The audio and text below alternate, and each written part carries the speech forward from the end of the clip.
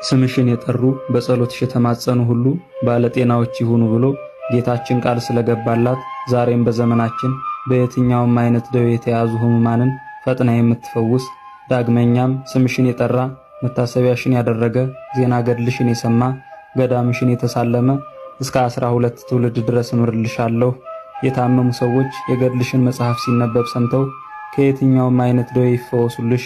ችግር የገጠማቸው ሰዎች ስምሽን ጠርተው ቢማጸኑ እኔ ከችግር አወጣቸዋለሁ ብሎ ጌታችን ቃል የገባላት ከባሏ ጋር በድንግልና ተጠብቀው ለ40 ዓመታት ከኖሩ በኋላ በእግዚአብሔር ትእዛዝ የድንግልናቸው ክብር ሳይጎድል በግንባሩ ላይ የሚያበራ የመስቀል ምልክት ያለበትን ልጅ የወለደች በአፄ ሱስንዮስ ዘመን በሰይፍ አንገቷን ተቆርጣ በሰማዕትነት ካረፈች በኋላ ከሞት ተነስታ ወደ ምናኔ ሄደች።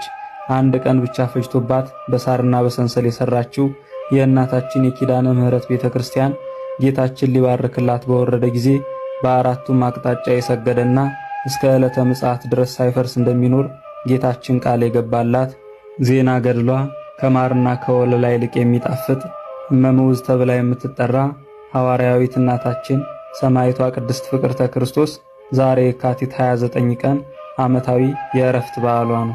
ለእግዚአብሔር ምስጋና ይሁን። እኛንም በቅድስት ፍቅርተ ክርስቶስ ጸሎት ይማረን ይቆየን።